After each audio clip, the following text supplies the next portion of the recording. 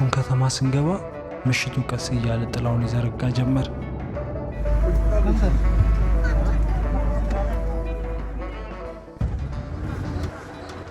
ጀንበር ወደ ማደሪያዋ ስትገባ ከተማዋን በከበቡት ሰንሰለታማ ተራሮች ላይ የሚገርም ውበት ፈጥራለች። ጉርሱም በተራሮች የተከበበች ውብ ከተማ ለንጋት ጉዟችን በሰላም አሳደረችን።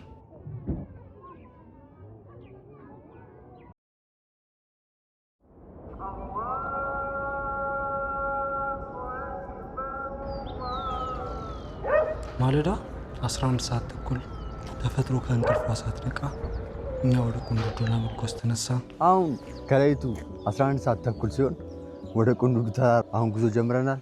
እንሂድ። በስተምዕራብ በኩል አቅጣጫችንን ይዘን የመጀመሪያውን ተራራ መውጣት ጀመር።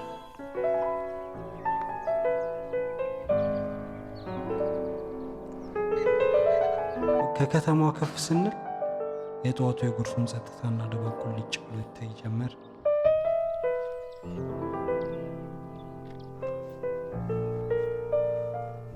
በዚህ ምድር ላይ ሕይወት ምንኛ ሰላማዊ ናት። የአካባቢው አዕዋፋት በሚያምረው ዝማሪያቸው መንገዳችንን ያጅቡታል። በሩቅ ደግሞ የቁንዱዶ ተራራ ታላቅ ግርማ እኛን የሚጠብቅ ይመስል ይታያል። እዚህ የሰው ልጅም ሆነ እንስሳት ከተፈጥሮ ጋር ፍጹም ተስማምተውና ተዋህደው ይኖራሉ።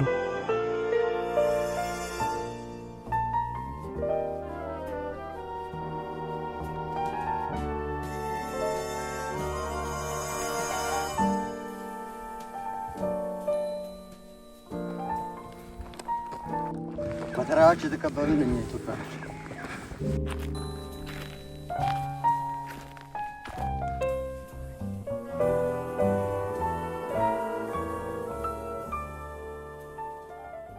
ሁለተኛውን ተራራ ስንጨርስ ጥቅጥቅ ያለው የጽድና የባህር ዛፍ ጫካ ከፊት ለፊታችን መጣ። ወደ ጫካው ልክ እንደገባን የዝንጀሮ መንጋ በሰላም መንገዱን ሲያቋርጥ አገኘናቸው።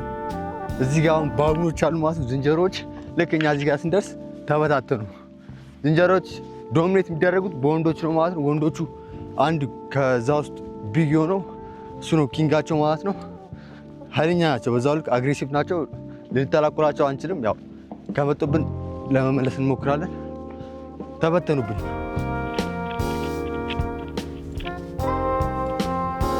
ይህ ሂደት የማያልቅ የሚመስለው ጫካ ለዘመናት ሳይበላሽ የቆየ የተፈጥሮ ስጦታ ነው።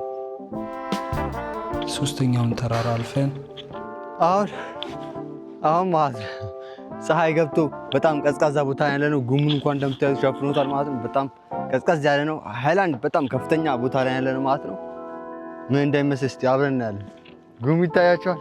ከዚህ ከፍታ ወደ ታች ስንመለከት ነጩ ጉም ልክ ፈጣሪ በምድሪቱ ላይ እስትንፋሱን እፍ እንዳለባት ይመስላል።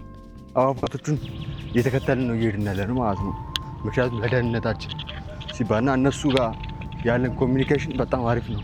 እየነገሩ ነው ራሱ እየተንጫጩ በጣም ነው የሚያምሩ። አሁን ወደ ጉሙ እየገባን ነው። ዋው አሪፍ የሆነ ቻሌንጅ ነው ያየሁት ዛሬ ማለት ነው። በጣም ነው ደስ ያለኝ። እስቲ አሁን ደግሞ ልንወጣ ነው፣ ተራራው ልንጀምረው ነው ማለት ነው። ደብሊ ማውንቴን ጉም ነው ከዚህ በኋላ። ዋው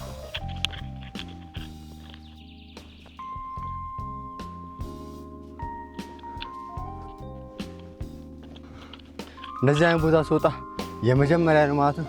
በጣም ነው የሚያምረው። ቦታው እንዳለ አረንጓዴ ነው ማለት ነው። ጫካ ነው፣ የሆነ ታይም ጥቅጥቅ ያለ ጫካ ነው።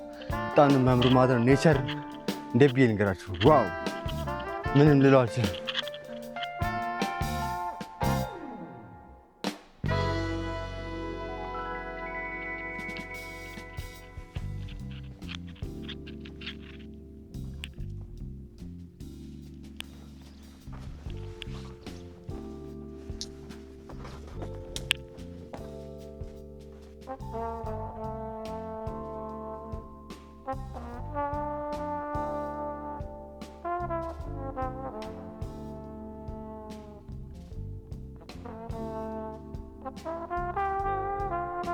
በተራራው ካሉት ቤቶች ወደ አንዱ ቤት ጎራ ብለን ውሃ ጠየቅን።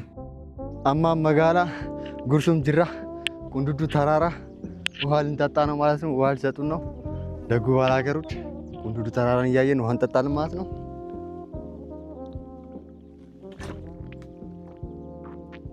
ውሃው ቀዝቃዛ ነው። ሃይላንድ ነው ራሱ።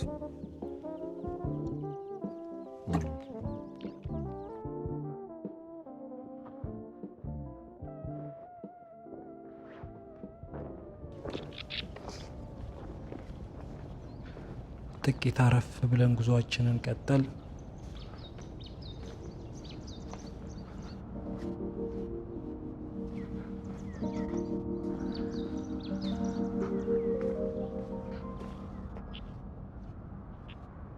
እዚህ በድንገት ጉም ይመጣና ሁሉንም ነገር በአንዴ በነጭ ጨርቅ ይሸፍነዋል።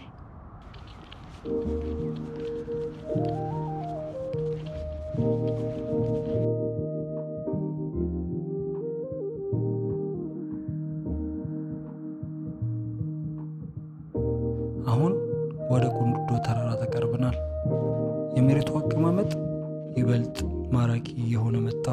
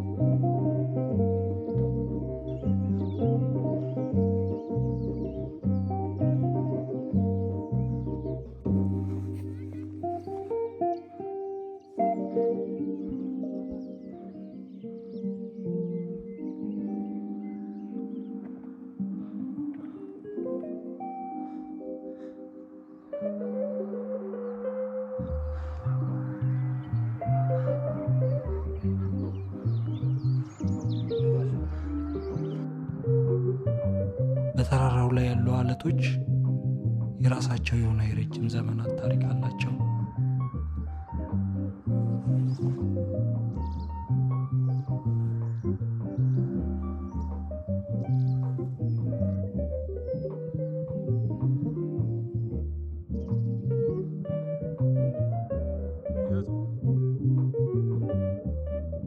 በመጨረሻም ከባህር ጠለል በላይ 2960 ሜትር ከፍታ ላይ በሚገኘው የቁንዱዶ ተራራ አናት ላይ ቆመን ደም በስተመጨረሻ ወጣን። የምር ነው እላችኋ። በቃ ተስፋ መቁረጥ የሚባል እንደሌለ ያወቅኩት እዚህ ጋር ነው። አንድ ቦታ ደረስንና ስናየው እሱ አይደለም መንገዱ። ዋ ዋ ዋ! ትምህርት እንደዚህ ነው። ካፍላ ነው የምትማርበት። ያረዳ ልጆች ደብሊው ማውንቴን መጣን ይላል።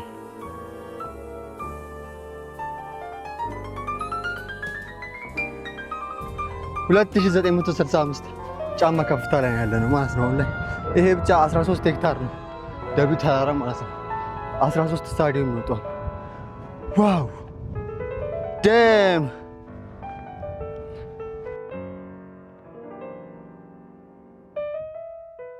በረጅም ጉዞ የዛለውን ሰውነታችንን በተራራው ላይ ካለው ቀዝቃዛ ውሃ ታጠብን።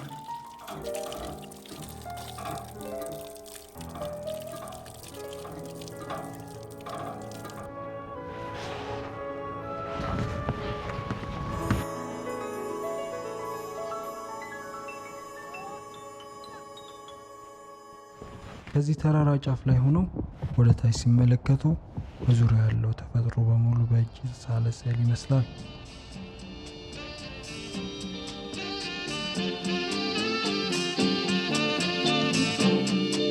ሌላው ደግሞ ይሄ ቦታን ለየት የሚያደርገው 13 ሄክታር ግራስ ላንድ ነው። ለጥ ያለ ቦታ ነው 13 ሄክታሩ ማለት ነው።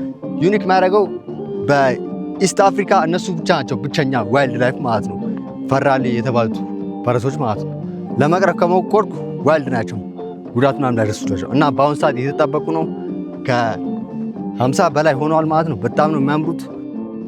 በዚህ የፈጣሪ አስደናቂ ሥራ በሚታይበት ቅዱስ ተራራ ላይ የማይረሳ ጊዜን አሳለፍን።